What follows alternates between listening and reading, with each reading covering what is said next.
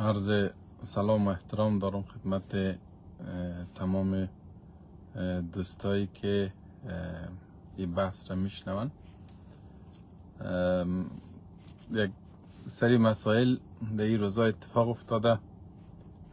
میخواستم در مورد از این مسائل بحث کنم. البته خب یک مسئله خیلی تلخی که در این روزا اتفاق افتاد، می مسئله حمله تروریستی در آمریکا هست که برای مهاجرین افغان کشورهای غربی خیلی یک حادثه تلخ است، مخصوصا برای او بخش از هموطنای ما که تازه به این کشورها آمدن و یا کسانی که منتظر آمدن به این کشورها هستند. برای از اونا که بسیار تشویش و استرس را بالا میبره و برای کسایی که در این کشورها هستند متاسفانه مردم افغانستان را زیر فشار و تفتیش و تعقیب بیشتر قرار میده، در حال ازی که بخش زیاد از مردم افغانستان، ما به جرات گفته میتونم که 80 تا 90% مردم افغانستان که در کشورهای غربی هستند با این گروه های تروریستی، با این افکار تندروانه هیچ رابطه و پیوندی ندارن. اما متاسفانه ما چی بخوایم یا چی نخواهیم، حملات و جنایات و ترورهایی که زیر نام افغانستان و افغان صورت میگیره شامل تمام مردم افغانستان میشه و این آهسته آهسته وضعیت را به جایی میرسانه که غرب یک فضای بسیار ناامن و یک آینده بسیار نامشخص برای افغان‌های داشته باشه که در این کشورها زندگی میکنن. خب روی کرد ما با این مسائل متفاوت. خیلی کسا روایت های قومی را دامن میزنه، خیلی کسای دیگه از زوایای دیگه میبینه، اما ما باور می هست که باید ما بشینیم به خونسردی به این مسائل ببینیم و دقت کنیم که به عنوان مردمانی که زیر چتر افغانستان و هویت افغانی در این کشورها زندگی میکنیم با امیر رقم وضعیت چی برخورد داریم میتونیم. ما باور میگه که طبیعی ترین برخورد داره که ما میتونیم بکنیم همکاری با نهادهای امنیتی کشورهای ما است.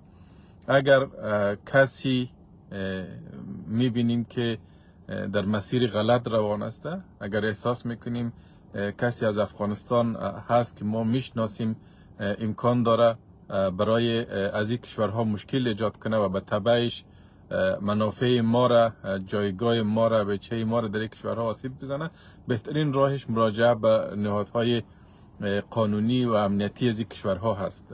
بدور از این که از چی قومیت هستیم، از کجای افغانستان هستیم، این یک وظیفه ملی است، یک رسالت ملی است که ما باید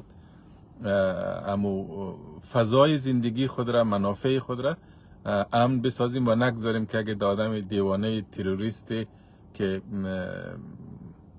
به هیچ اصول معمول زندگی پایبند نیسته تمامیت منافع ما را زیر سوال ببره و یک وجهه بسیار زشت و کریه از افغانستان ارائه کنه. همی بیانیه‌ای که امروز ترامپ داد واقعا برای افغانستان یک سرفکندگی دیگه.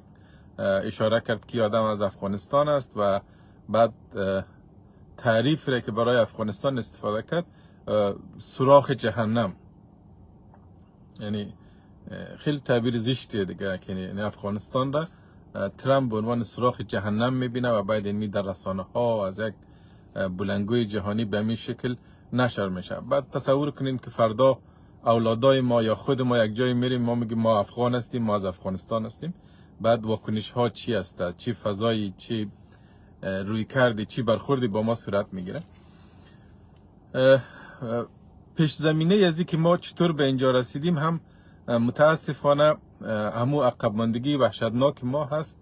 ما تقریبا از همون روزی که افغانستان شده، از دوران عبدالرحمن تا به حالا بازیچه سیاست های کشورهای بیگانه بودیم و هیچ وقت به خود نیامدیم. یک روز یک چماق بدیم به دست هند بریتانوی، روز دیگه یک چماق بودیم به دست روسیه تزاری یا شوروی کمونیستی، یعنی یک روز دیگه به دامن عرب ها افتادیم، روز دیگه به دامن نمیفهم یک قدرت دیگه افتادیم و حالا ما میبینیم که وضعیت به جای رسیده که طالب ها به دامن یک قدرت تندرو هندو در هند قرار گرفته. یعنی بازیچه بودن ما در یک حد بسیار مسخره رسیده. حالا دیروز بسیار مسائل را به نام جهاد و اسلام اینا توجیه میکردن.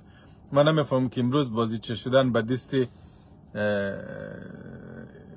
مدیر چه توجیهی برایش دارن و هم از آدرس یک گروهی که به نام اسلام و قرآن و جهاد و این مسائل افغانستان را جهنم ساخته و هزینه بسیار سنگین را با خاطر امی شعارها بر مردم افغانستان تحمیل کرده.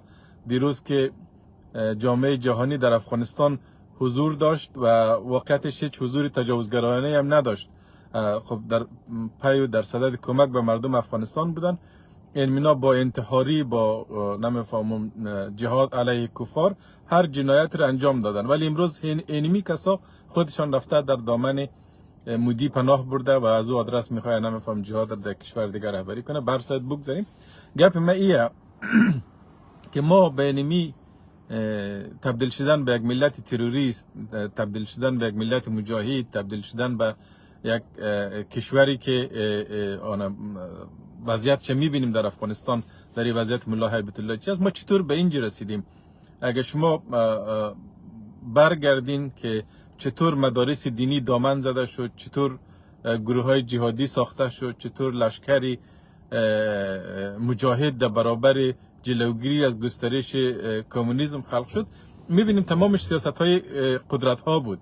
غربی ها میلیاردها دلار را هزینه کردن برای از اینکه جهاد و یک سد ایدئولوژیک اسلامی را در برابر پیشروی کمونیسم در اینجا ایجاد کنن. مدارسی که در پاکستان ایجاد شد، بعد آوردن انبوهی از عرب هایی که در کشورهای خود جای نداشتن، اینمی از ظواهری و نمیفهمم ازام و یک آدمای عجیب غریبی که اینا در کشورهای خود جای نداشتن، یا خود اسامه بن لادن، اینا را آوردن در بین مردم ما تا از اینا اینجا استفاده ابزاری کنن. خب کشورها بازی های خود را انجام داد، اما میراثش برای ما مانده. ما به عنوان یک ملت همچنان دست پای میزنیم در برابر اونمو گندابی که قدرت ها به خاطر اهداف ژئوپلیتیک و جهانی خود خلق کرده و ما رها شدیم. متاسفانه هر دوره که بازی تمام شده بازیگرا رفتند و ما ماندیم و اینمی میدان مردار بازی که ثمره جولان و تاختاز از اونا بوده. مسئله جهاد و اینمی کشته شدن برای رسیدن به بهشت پیش از اینکه ریشه در اسلام محمد و اسلام سنتی داشته باشه، ریشه در بازی های استخباراتی اینمی چند دهه‌ای داره که در افغانستان در منطقه صورت گرفته. بنابراین بخش از مسئولیت متوجه از این کشورها و قدرت های غربی هست که اینا نمیتونن بازی کنن، بعد از بازی اما مرداری های میدان بازی خود را جمع نکنن، همچنان رها کنن. وقتی که رها میکنن ثمرش این میشه. اینمی افغانستان اگر امروز سوراخ جهنم است، در جهنم سازی اینمی جغرافیا متاسفانه آمریکایی‌ها سهیم بوده، روس‌ها سهیم بوده، دیگه قدرت های منطقه و جهان سهیم بوده و ما یک مردم قربانی هستیم. این باید باعث خلق خود آگاهی شود در ما که ما نمیتونیم همچنان کرکرانه بازیچه قدرت ها باشیم، چوب سخت جنگای نیابتی باشیم. دیروز چوب سخت جنگ نیابتی شرق و غرب شدیم در جنگ سرد، بعد چوب سخت تروریست های عرب و دنیای غرب شدیم، بعد چوب سخت طالبا با آمریکا شدیم که اونا این طرف آمریکا از جمهوریت حمایت میکرد، در اون طرف دیگه طالب ها را پاکستان و چین و ایران و روسیه و دیگرها حمایت میکردن. بعد رسیدیم به این وضعیت فعلی که باز هم افغانستان متاسفانه میدان یک جنگ نیابتی شده. این دفعه طالبای مجاهد مسلمان های دو آتشه به دامن مودی پناه بردن تا جهاد را در پاکستان ادامه بدن. خب چقدر دین ما، احساسات ما به بازی گرفته شده که حتی امروز مودی هم چشم طمع دوخته به اینمی حماقت مذهبی ما تا از یک ابزار بسازه بر علیه همسایه ما. و بعد پایانش برای ما چی هست؟ پایانش برای ما خب اونمور خم که جنگ ما با روسیه منجر به اونمو عزت و آزادی که ما میخواستیم نشد، اونمور خم که جنگ طالب ها با جمهوریت به اونمو بهشت برینی که وعده میدادن نشد و منجر به یک جنگ دیگه شده. اینمی جنگی که فعلا طالب ها به تحریک هندوستان بر علیه پاکستان در میته هم نهایتش منجر به ایجاد افغانستان بزرگ و پشتونستان بزرگ و نمیفهمم همی حرفای دروغی را که بین مردم عوام مظلوم ما تبلیغ میکنن نمیشه، بلکه ویرانی زمین کشور را، تباهی هم مردم را بیشتر میسازه. نتیجه این است که خب کشور ما میدان بازی هست، این ما نمیتونیم جلوگیری کنیم. ما در یک جغرافیای واقع شدیم که خب اینجا همیشه بعد از هر چند سال، هر چند دهه میدان داغ تقابل ها میشه. ولی ما به عنوان یک مردمی که در این جغرافیا زندگی میکنیم، از هر قومی که هستیم به اینمی هوشیاری برسیم که منافع ما چی هست. یعنی ما به عنوان یک ملت باید کرکرانه هر طرف بدویم. به ادبی ما ادبیات کوچه و بازاری ما استفاده میکنم، سگ جان از این وضو شویم و بعد آخر یک روزگار بدتر از سگهای دیدوی کوچه و بازار پیدا کنیم. همیش سرنوشت ماست، همین ما باید بخوایم. یعنی بعد از جنگ روسیه و آمریکا که تمام شد، همین وضعیت افغانستان که ما میدان جنگ بودیم، چوب سوخت جنگ بودیم، این واقعا بهتر از سگ دیدو بود که ما تعبیر میکنم. نبود دیگه. اونم روزگار دیگرها جنگ خود تمام کردن، برد و باخت خود را کردن و ما ماندیم یک میدان در میدان. یعنی طالب به جان جمهوریت هم این رقم استفاده شد. یعنی ما ماندیم یک کشور عقب مانده تحت حاکمیت یک مش تروریست است که آمده که اینا نه از اقتصاد یک درک درست دارن، نه سیاست خارجی یک درک درست دارن. فقط چیزی که میفهمم اینمی انفجار و انتحار و جنگ و جهاد است که حالا از به میدانی رفتن داغوش این تا علیه پاکستان جهاد کنن. ما به عنوان یک ملت باید به خود بیاییم، بازی اینمی شعارها را نخوریم. اینمی در این شرایط طالب جنگی که از آدرس هند علیه پاکستان شروع کرده به نام احساسات قومی توجیه میکنه و متاسفانه اکثریت قاطع جامعه پشتون از اینمی حماقت بلاد طالب حمایت میکنه بدون از اینکه متوجه شود که خب میدان جنگ کجاست. این جامعه پشتون است در دو طرف مرز دیورند. هزینه که سر مردم عادی تحمیل میشه، همین مردمی که از همین باز بودن مرز امرار معاش میکرد، از همین تجارت بین افغانستان و پاکستان، برای اونا چی آلترناتیو وجود داره بغیر از اینکه اونمو کاروبار خود را، درآمد خود را از دست بیتن؟ این خو نمیشه با نمیفهمم کوریدور هوایی هند و افغانستان جور کرد. این خو نمیشه با ایران بحران زده تحت تحریم جبران کرد. یعنی میرقم 6 ماه، 1 سال، 2 سال، 3 سال ادامه پیدا کنه، افغانستان به مراتب تباهتر میشه. علاوه بر از که خب ما با کوه نمی جنگیم که یک سره در کوه فایر کنیم و از کوه هیچ واکنش دیده نشوه. ما با یک کشوری می جنگیم که 170 دانه کلاهک اتمی داره، 600,000 نیروی منظم فوج نظامی داره، اقتصاد داره. یک ملتی است که 78 سال با قدرت، با فراز نشیب‌ها را طی کرده. وقتی که تو به جان از او میافتی به تحریک دشمنش، بازوام مثل کوه نظارگر نیست که تو به دامن کوه، به قله کوه فایر کنی از او هیچ چیزی واکنش دیده نشوه، بلکه زیادتر به این است که تو به یک هیولا فایر میکنی، به یک نمیفهمم موجود بسیار قدرتمند فایر میکنی که اگه او عصبانی شوه گلمت دو روزه جمع میکنه. یعنی فاجعه ای که در آمریکا اتفاق افتاده بیشتر از این که ما ایره نمیفهم قومی حساب کتاب کنیم و بسیار گپای دیگر دامن بزنیم، نشانه تباهی ملت ما و کشور ما در بازی های مردار جهانی هست و ما در این بازی های مردار همیشه استفاده شدیم. بازیگرا رفتن و ما ماندیم اینمی به تعبیر کوچه و بازاریشی اینمی آتشغالایی که هر روزی طرف حمله میکنه و نام و منافع ما را در دنیا در خطر قرار میده.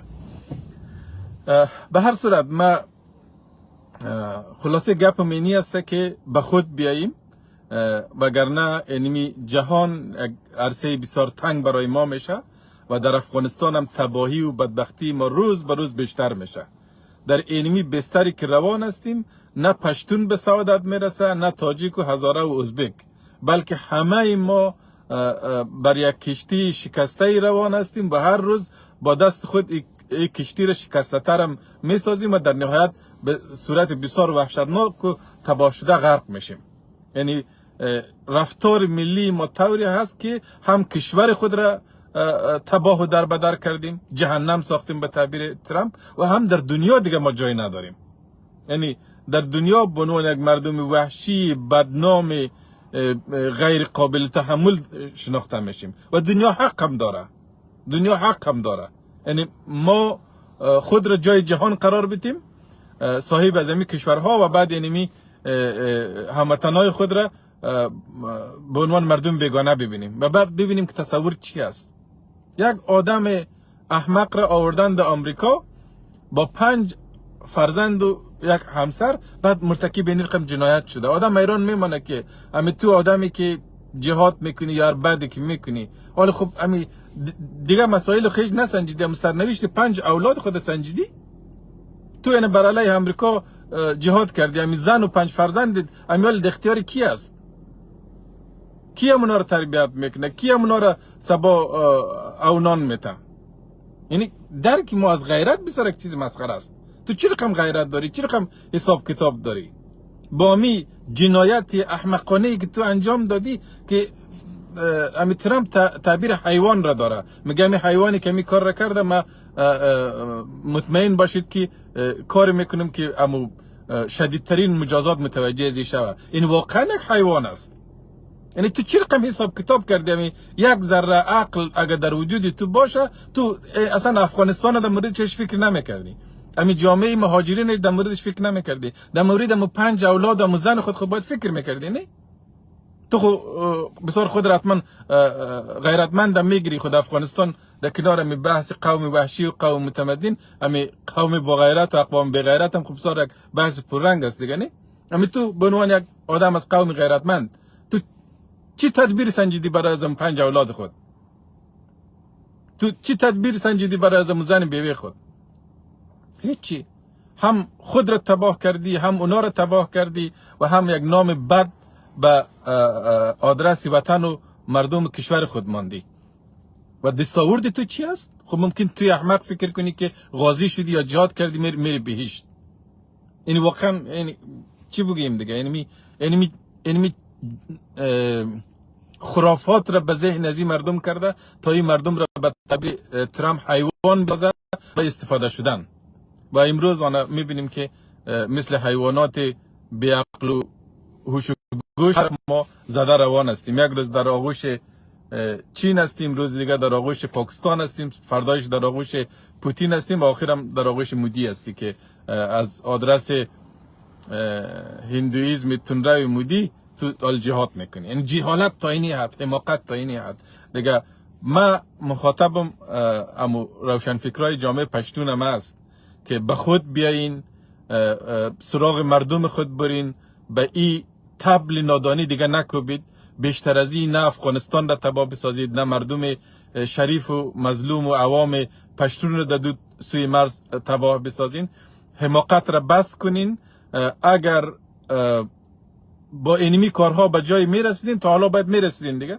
اگر شما با پناه بردن به آمریکا و روسیه و EU به جای نرسیدین، مطمئن بشین با پناه بردن به مودی هم به جای نمیرسین. ولی اینمی مردم بیش از گذشته گوشتی دم توپ بازیگران میدان میشه. بس است دیگه.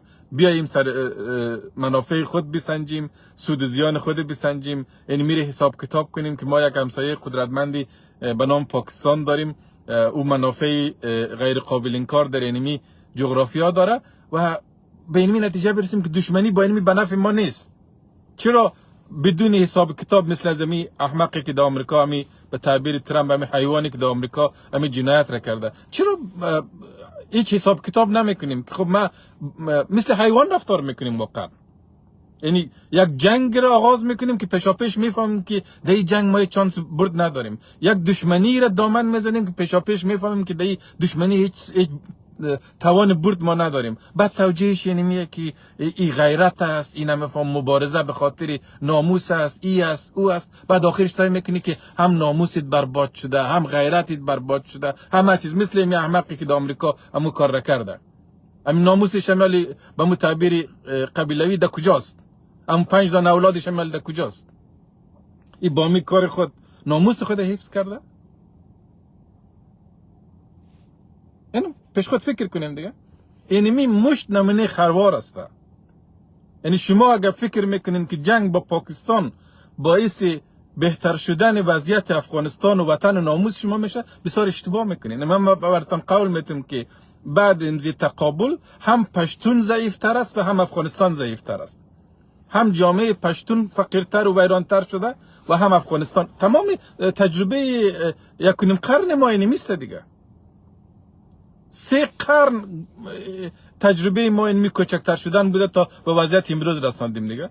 ما بازم تکرار میکنم دیگه، مردم امزی منطقه به صورت عمده قبایل پشتون 3 قرن پیش اینا رفتن صفویه را از اصفهان برچیدن و این طرف رفتن تا دهلی را فتح کردن. اصلا وقتا پنجاب و سند اینا هیچ به حساب نبود. امروز شما امی حوزه را مقایسه کنین با ایرانی ها در غرب، با هند و پاکستان در شرق، هیچ قابل مقایسه نیست. حالا کاش که بگیم که امی رابطه 1:100 است. هیچ قابل مقایسه نیست، نه در میدان علم، نه در میدان اقتصاد. علمی پارامترهای قابل سنجیشه دیگه. ای که تو ادعا داری ما با غیرت هستم، خوره کس اندازه گرفته نمیتونه که واقعا غیرت تو چی قدر است. غیر مزور لاف غیرتی که تو میزنی که غیر قابل اندازه گیری است، و چیزایی که قابل اندازه گیری است خود تو در حد حیوان سقوط میکنی. این در عرصه حساب کتاب علم و فرهنگ و اقتصاد و سیاست و نظامی و هر چیزی که حساب کنی هیچ قابل مقایسه نیستی.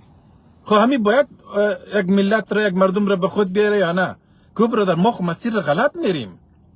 این راهی را که رفتیم اگر درست میبود که نباید به این حد کوچک میشدیم، نباید به این حد سقوط میکردیم. به هر صورت یک مسئله دیگه ای را که من میخواستم بحث کنم در مورد وضعیت هزاره هاست. افغانستان به یک نقطه بسیار حساس از تحولات رسیده. یعنی ما باز در یک وضعیت قرار گرفتیم مثل 15 آگوست 2021، مثل آمدن آمریکایی ها در 2001. در تمام انمی تحولات افغانستان بالاخره از روی بروی شده. آهسته آهسته تمام کسایی که در عرصه افغانستان میخواین کار کنن، منافع گروهی و شخصی و نمیفهم دیگه و دیگه دارن، فعال شده. خب امی فعالیت تا یک حد در بین نظاره هم دیده میشه. حرف ما چیه؟ حرف ما ایه که خب استاد خلیلی و استاد محقق هم فعال شده. استاد خلیلی ایران است، احتمالاً به می خاطرهای ایران آمده از ترکیه، و استاد محقق هم یک حزب خود اعلان کرده و همین کتاب خاطرات اینای خود نشر کرده. حتما اینا هم قصد بازگشتن به صحنه را داره. حرف ما به قومایی هست که تحت هیچ شرایطی اینمی فصل تمام شده را دوباره شروع نکنن. استاد خلیلی و استاد محقق جنازه های سیاسی هست که در میدان مانده. ما هر کاری که بکنیم اینمی اردو دیگه زنده نموشه. این ما از موضع یک بچه قومای دلسوز شما میگم. که از هر لحاظ اگه حساب کنین ما به استاد خلیلی و استاد محقق از خیلی هاش من نزدیکتر هستم. از لحاظی نمیفهمم ولی بین یک مریضای قوم و مسائل قبیله و طایفه و اینا بسیار رواج پیدا کرده. اگر از اون لحاظ حساب بکنین خب اینا رهبرای بیسودی است. اگر از لحاظ نصر رو نمیفهم خط بابا مزاری حساب کنین خب بازم ما هم نصری هستم هم سابقه بسیار دیرینه در خط مزاری بودن داره. من از هیچ لحاظ این گپایی که در مورد استاد خلیلی و استاد محقق میزنم از موضع دشمنی و خصومت نیستم. من میفهمم که بعد از این لایف باز یک ده بسیج میشه که بگن نمیفهم جعفر عطایی نیست جعفر عطایی است. اون مهم نیست اصلا. این تمام حرفایی که در مورد جعفر عطایی میگه شما قبول کنین. ما هیچ ادعای از این ندارم که شخصیت ما در حد سالم است که شما میتونین پشت سر من نماز بخونین. این ادعا ندارم و تمام حرفایی که پشت سر ما گفتم میشه ما او رو قبول میکنم، ولی فقط به منطقی گپ ما گوش کنین. اینمی صدا، اینمی گفتگو، اینمی کلمات را اصلا فکر کنین که در پشت یک آدم وجود نداره به نام جعفر عطایی. فقط یک صداست، یک استدلال است، یک منطق است. امور رو گوش کنین که می استدلال درست است یا نیست. اول ما از استاد محقق شروع میکنم. البته نمیخوایم وارد جزئیات شوم. چیزایی که من میدانم ما میفهمم که 99% شما نمیدانین. با این میگذارم برای وقتش. البته ما دمی وقتا میبینم که بعضی حملات سازمان یافته علیه ما صورت میگیره، اما من مطمئن نیستم که اینا رو واقعا استاد محقق در پشتش است یا نیست. یک بار استاد محقق کار کرده بود، خب ما استاد شدم، کل شما یادش مانده. اگر بازم ما احساس کنم که استاد محقق در پشت امضی حملات شخصی به ما هست، با مقدس ترین چیزایی که ما باور دارم ما قسم میخورم. یعنی برای ما از روح مزاری کرده مقدس کس نیسته. یعنی بر روح بابا مزاری قسم، بر روح پدرم قسم، بر روح چنگیزخان قسم که اگر ما احساس کنم که استاد محقق یک ذره در پشت از این حملات شخصی نقش داره، سازماندهی کرده، تمام اطلاعات محرمانه 100% را که من از استاد محقق دارم من در فضای مجازی بیرون مندازم و مطمئن هستم که استاد محقق توان جمع کردن از این نداره. چیزایی که من بیرون مندازم ایره من شهامت هم دارم و آدمی هستم که هزینه کارهای خود تا پای مرگم قبول میکنم. این یک گپ باشه بین ما و استاد محقق. ولی امروز ما وارد از اون فاز نمیشم. میخوایم به صورت کلی همین گپ را بحث کنم. وضعیت جامعه ما بسیار خرابه. یعنی بسیار کسا خب میگه که اگر خلیلی نه محقق نه پس آلترناتیو کیه؟ ما بیاییم مثلا پشت از تو استاچیم، پشت احمد استاچیم، پشت محمود استاچیم. ما برای از این سوال فعلا جواب نمیدم و احتمالا جوابم ندارم. یک سری گپا جریان داره، منتظر از این میشینیم که اونا به کجا میرسه. خب خدا کنه که به یک جایی برسه. اگر به جایی نرسیدم مسئله نیست، خیر است. بهتر از این است که ما هیچ کس نداشته باشیم تا دو آدم فاسد مثل خلیلی و محقق را داشته باشیم. اول آقای محقق. استاد محقق از لحاظ اخلاقی، یعنی من گزارش های دقیقی بی‌طرفانه شر دارم، یعنی هیچ دشمنی با آقای محقق ندارم. آقای محقق در شخص از ما بدی نکرده. من گزارش های دقیق موی به موی زندگی روزمره استاد محقق را دارم، تعاملات و معاملات چم دارم. استاد محقق در حدی فاسد شده که اینمی آدم هیچ بختی از این کمزی فساد شخصی بیرون بیاد در وجودش دیگه نمانده.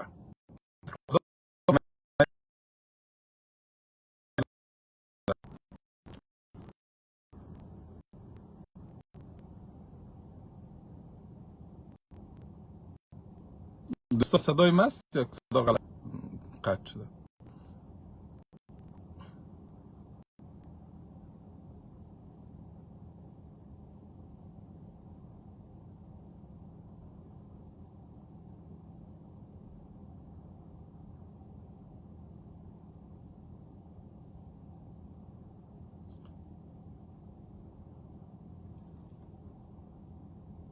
من متاسفانه واکنش دوستا رو نمیبینم. صدای ماست؟ صدای ما قطع شده.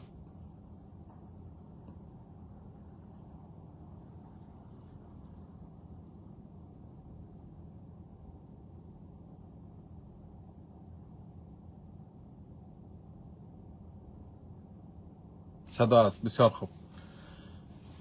استاد محقق از لحاظ فساد در حدی رسیده که یعنی هیچ امیدی به بازگشت این آدم نیست. یعنی شما استاد محقق از فساد یک آدم معتاد به هروئین فکر کنید که دیگه در حد آخر اعتیاد است. هرچی که امید بسته کنیم، هرچی که تلاش کنیم، هرچی که میدان بتیم، زمینه را برای فساد بیشتر استاد محقق فراهم میکنیم. این در دوران جمهوریت نمیشد. در اون دورانایی که شما رفتین یخی استاد محقق در جنبش تبسم و روشنایی و اینا گرفتین، در اون دوران نمیشد، به خاطر از اینکه نه آلترناتیو وجود داشت و نه فضا طوری بود که علمی زمینه جابجایی نیروها فراهم باشه. یعنی او دوران هیچ امکانش نبود و کسایی که کار میکردن هم آدمای سالم نبود دیگه. علمی داوود ناجی و ذوالفقار امید و علمی آدما بودن دیگه که اینا به هیچ عنوان بهتری از محقق نداره. این حال استاد محقق تمام حضورش در معادلات افغانستان صفر شده و دوباره بازگرداندن از این میدان، دوباره پشت سر ایستاد شدن واقعا فاجعه.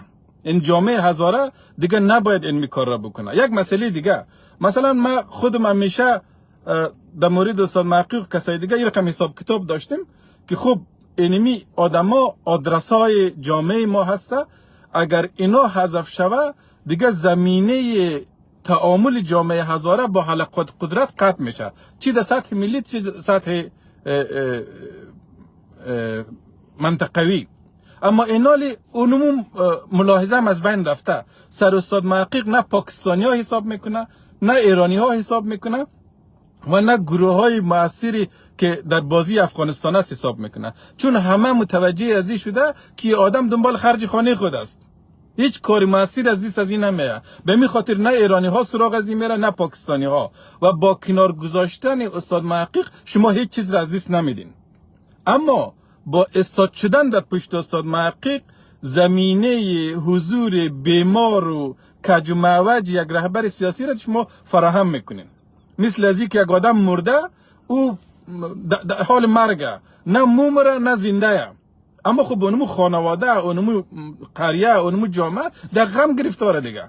اگر مردنی خب بمور، اگر زنده شدنی خب زنده شو، ولی وقتی که نه مومری نه زنده ای و جامعه من میره در این وضعیت فکر میکنه، خب همه ما اذیت میشیم دیگه. این استاد محقق هیچ فرصتی در وجودش نمانده که شما توجیه کنین بگین به اینی خاطر بازگشت محقق در درون از جامعه معنا داره. به هیچ عنوان هیچ مصلحتی وجود نداره که اونمو مصلحت توجیه کنه پس آمدن استاد محقق را. نه بین مردم برای از آدم آبرو مانده، نه در سطح روابط افغانستان برای از آدم آبرو مانده، نه در سطح تعاملات منطقه برای از آدم آبرو مانده. یعنی در هر جای این آدم در حد خرابی کرده، در حد مرداری کرده که امروز همه میفهمه که استاد محقق چی کار میکنه. به می خاطر اعلان حزبی که استاد محقق کرده، آدمای شبیه خود را که دوباره جمع کرده دنبال از نا نروین. من نمی پردازم فعلا در مورد دکتر اسکندری، اما نفر شماره 2 استاد محقق. در مورد دیگه کسایی که جمع کرده این گپا رو نمی پردازم، به خاطر از اینکه وارد شدن به مو جنگ روانی است که من نمیخوایم در درون جامعه هزاره داغ شود.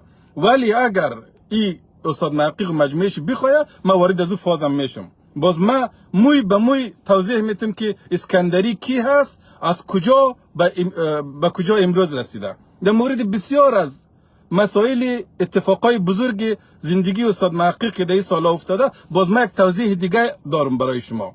چیزایی که استاد محقق بسیار دامن زده، روزه خوانده، گپ زده و ما سکوت کردیم، خونین دل خوردیم، به خاطر مصلحت مردم چیزی نگفتیم. ولی اگه وارد از او فضا شد، باز تمام از گپا رو ما توضیح میدم. در مورد استاد خلیلی، استاد خلیلی فساد اخلاقی محقق را نداره، از اون لحاظ آدم سالمی است. اما مشکل خلیلی هست که تمام هزاره را در آینه عالم بچه خود میبینه. اگر عالم بچهش راضی بود یک اونان و به یک جای رسید، خونه خیلی خوب. اگر نرسید دیگه دلسوزی به هزاره از زاویه دید یک رهبر دلسوز نداره. یعنی تمام اینمی که حزب وحدت به امروز رسیده دوران جمهوریت استاد خلیلی این رقم بازی کرد به خاطر که اینی دلسوزی جمعی را به هزاره نداره و تمام تلاشی در آخرین روزهای جمهوریت هم اینمی بود که چی رقم عالم را میراثدار رهبری خود بسازه. خب او آدم خود تو پیر شدی دیگه، نه مو عقل تو کارم نه مو انرژی و توان فیزیکی شر داره، ولی امی باچه خیر خود تو پیش دست خود کلان کرده. امی عالم واقعا رهبر هزاره شده میتونه؟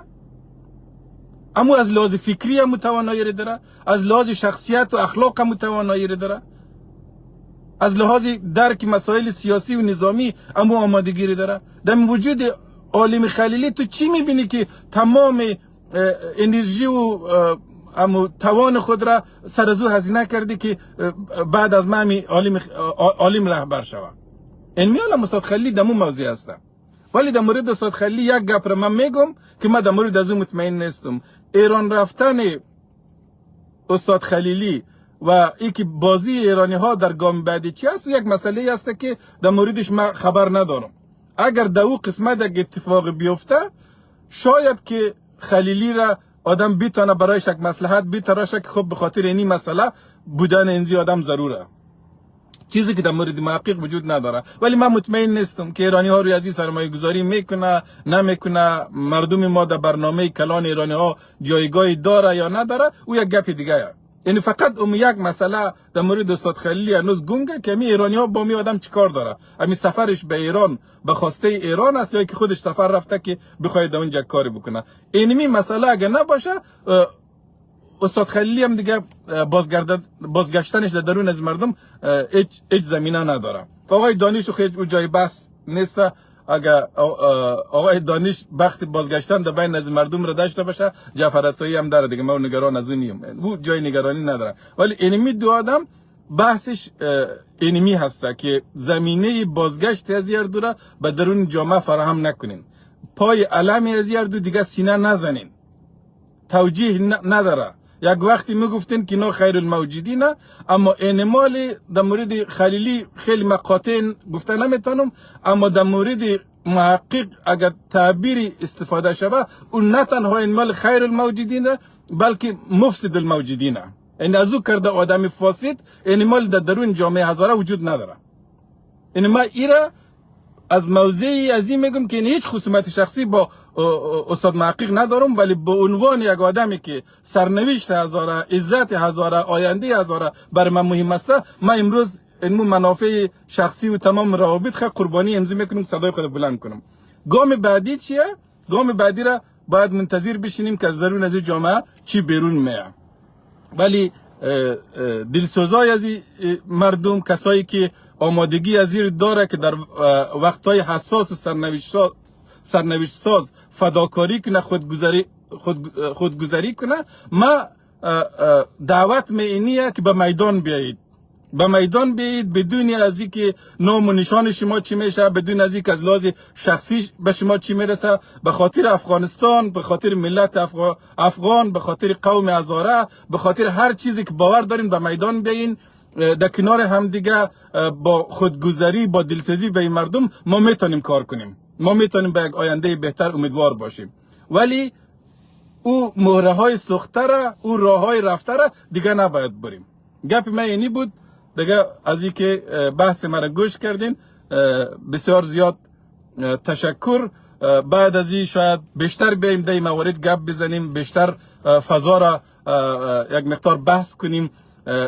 تمام دغدغه شخصی ما اینی هست که در تحولی که پیش می آید یکی افغانستان و ملت افغان به سوی جنگ قومی، به سوی تباهی بیشتر نروه و دغدغه دومی است که هزاره ها در تحولات نباید از تحولات عقب بمانه. ما باید نه تنها همگامی با تحولات بلکه پیشگام تحولات باشیم و این شدنی است اگر ما با خودگذری، با فداکاری، با عقلانیت، با تحلیل درست از وضعیت به میدان بیاییم. آرزوی از این دارم که فردای مردم ما بهتر از دیروز و امروزشان باشه.